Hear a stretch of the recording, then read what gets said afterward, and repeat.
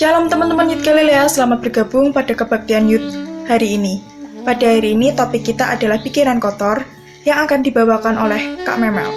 Sebelum itu, mari kita siapkan hati dan pikiran kita dengan doa dan puji-pujian yang akan dipimpin oleh Kak Memel. Tuhan Yesus memberkati. Selamat pagi teman-teman. Sebelum kita memulai firman pagi hari ini, kita akan memuji dan menyembah Tuhan terlebih dahulu.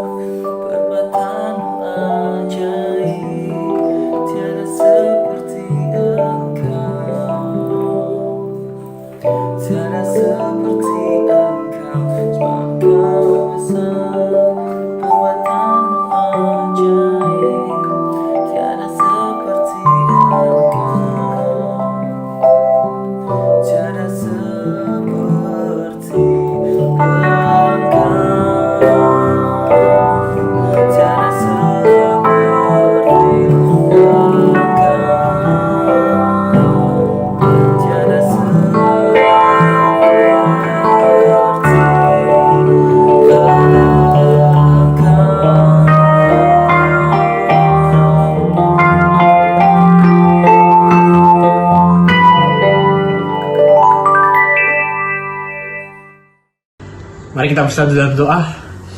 Tuhan Yesus, terima kasih karena Engkau telah memberkati kami sehingga kami masih boleh untuk memuji dan memuliakan nama-Mu meskipun dalam kondisi yang serba online seperti saat ini. Tapi kami yakin bahwa Engkau, Tuhan Yesus, ada di dekat kami. Dan Tuhan, sebentar lagi kami akan mendengarkan sabda kebenaran firman-Mu.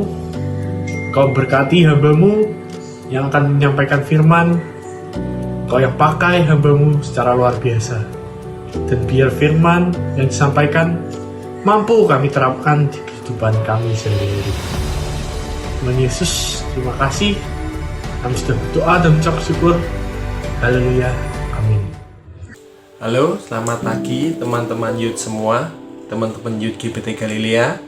Bagaimana Pak kabarnya? Tetap semangat, tetap luar biasa.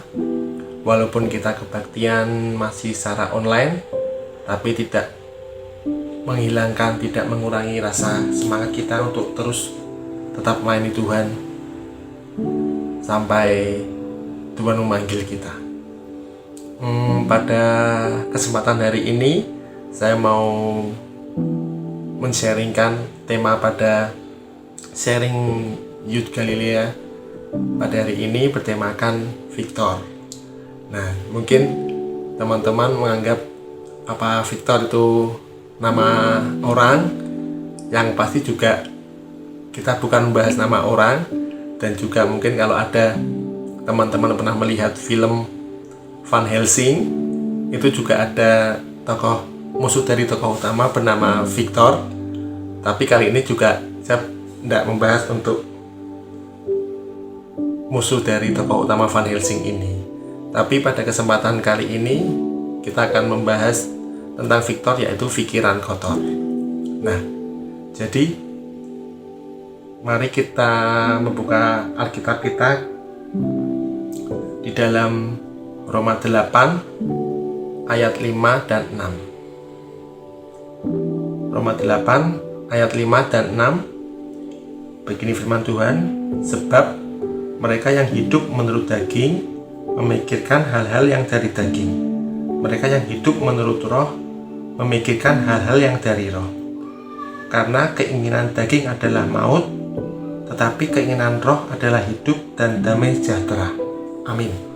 Nah, di dalam nats Alkitab ini Rasul Petrus mengajarkan kita, teman-teman, bahwa keinginan daging dan keinginan roh itu jelas berbeda.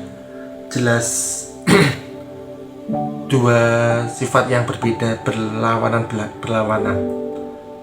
Jadi di dalam nats tersebut, sebab mereka yang hidup menurut daging memikirkan hal yang daging, mereka yang hidup menurut roh memikirkan hal yang dari roh. Karena keinginan daging adalah maut, tetapi keinginan roh adalah hidup dan damai sejahtera.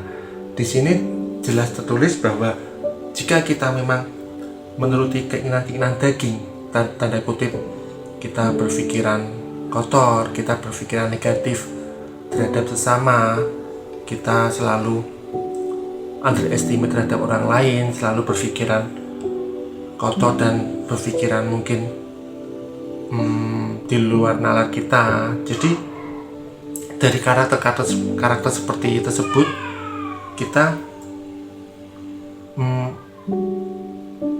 karena keinginan daging adalah maut, jadi hukumnya adalah maut, teman-teman. Jadi memang ini tidak main-main. Jadi memang dalam kehidupan kita, dalam kita kesehari-harian, memang itu sebuah pilihan yang kita harus pilih.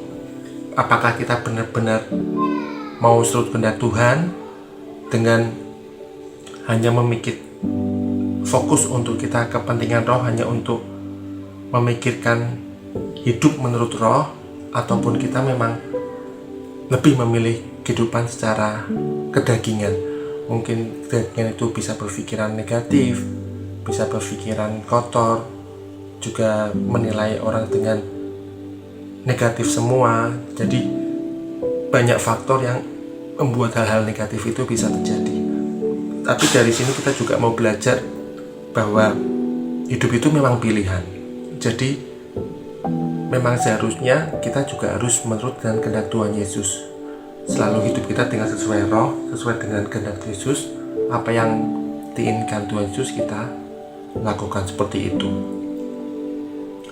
Memang kalaupun memang kita berjalan dengan sesuai daging, sesuai dengan kemauan kita, itu tanda kutip memang secara duniawi, secara dunia itu menggambarkan bahwa itu ada kenikmatan sesaat, kenikmatan jasmani, kenikmatan dalam hidup. Tapi waspada, teman-teman, kita harus punya pengingat, reminder bahwa itu hanya kesenangan belaka, itu hanyalah keinginan daging yang berakibat buruk ke depannya kita, berakibat buruk bahwa kita semakin jauh dari Tuhan, dan itu yang tidak dikehendaki oleh Tuhan. Jadi memang walaupun memang hidup itu pilihan, kita mau sesuai dengan kehendak Tuhan, kita mau menurut hidup di dalam roh, ataupun kita benar-benar hidup di dalam kedagingan kita dengan kemauan kita sendiri, sebaiknya dan lebih baik lagi kita benar-benar untuk hidup di dalam roh sesuai dengan kehendak Tuhan. Jadi saya mengajak untuk teman-teman semua, untuk teman-teman youth di Galilea, bahwa kita ini pondasi, kita itu pondasi di gereja GBT Galilea. Dari kita anak-anak muda, kita harus memberi contoh bagi rekan-rekan kita, bagi saudara-saudara kita, bagi teman-teman kita, bahwa kita seorang pilar yang generasi yang baik di hadapan di mata Tuhan Yesus. Seperti itu. Saya juga mau mengajak teman-teman untuk membuka Amsal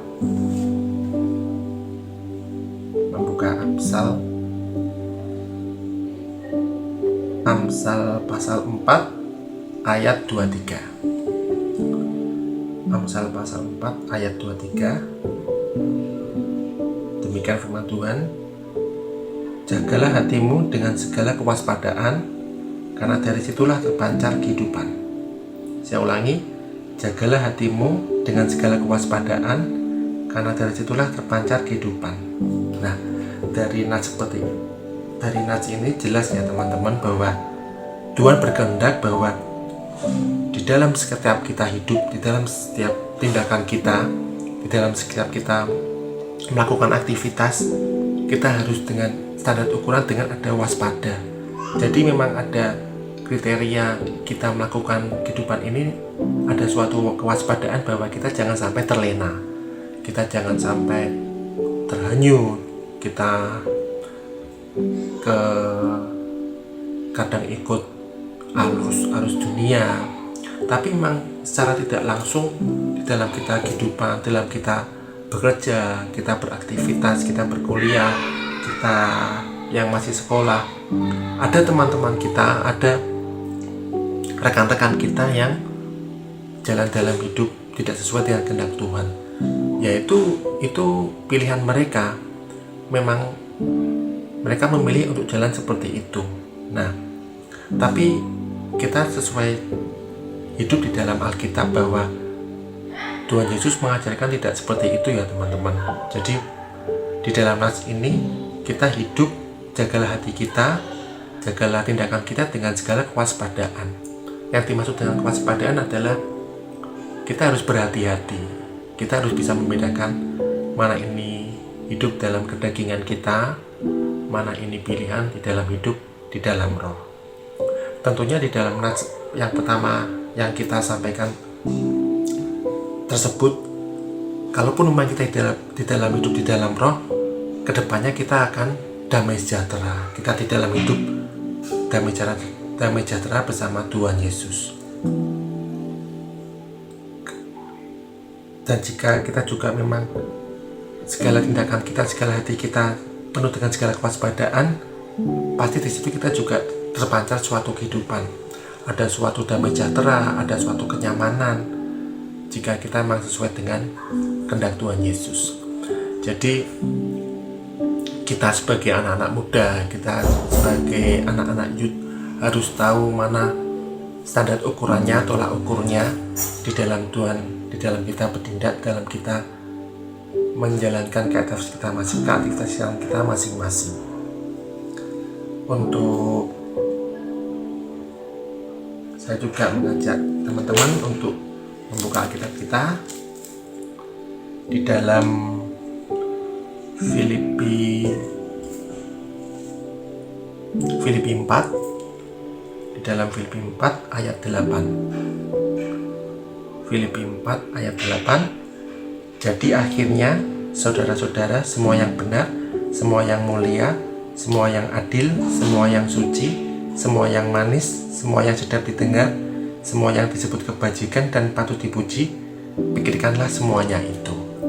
Nah, dari nats ini kalimat-kalimat satu persatu kalimat kita bisa menyimpulkan bahwa kalimat-kalimat ini yang sedang didengar ini kalimat-kalimat yang Tuhan ajarkan pada kita supaya kita bisa menjalankan kehidupan kita sehari lepas sehari bisa dengan kalimat-kalimat seperti ini. Kita bisa semua yang mulia, semua yang suci, semua yang manis, semua yang sedap didengar, semua yang disebut kebajikan dan patut dipuji, kita harus melakukan semuanya itu. Biarlah dari kalimat ini kita bisa menjalankan dan kita bisa terpancar suatu kehidupan yang baik dan menjadi damai sejahtera bagi kita semua dan bagi orang-orang lain. Jadi intinya kesimpulannya teman-teman, anak-anak youth, jangan lemah semangat, tetap semangat dalam kita menjalankan kehidupan iman kita. Memang kedagingan itu enak di mata dunia ya teman-teman, tapi jangan terlena. Kita berpikiran kotor gitu, kita menggosip sana sini itu kadang secara dunia kita enak, tapi jangan terlena, itu semua tidak berkenan di hadapan Tuhan Yesus. Jadi intinya kita harus tetap berjalan sesuai searah dalam kehendak Tuhan Yesus. Jangan sampai ada pikiran Victor, ada pikiran kotor. Jadi biar kita tetap jernih dalam berpikir, kita bisa menjadi penyaring dalam setiap pikiran kita, mana yang ini kotor, mana yang ini sesuai dengan kehendak Tuhan. Kita harus bisa membedakan. Oke teman-teman, terima kasih untuk sharing pada hari ini. Semoga kita bisa menjalankan kehidupan ini lebih baik lagi dari hari ini dan hari sebelumnya. Terima kasih, Tuhan Yesus memberkati.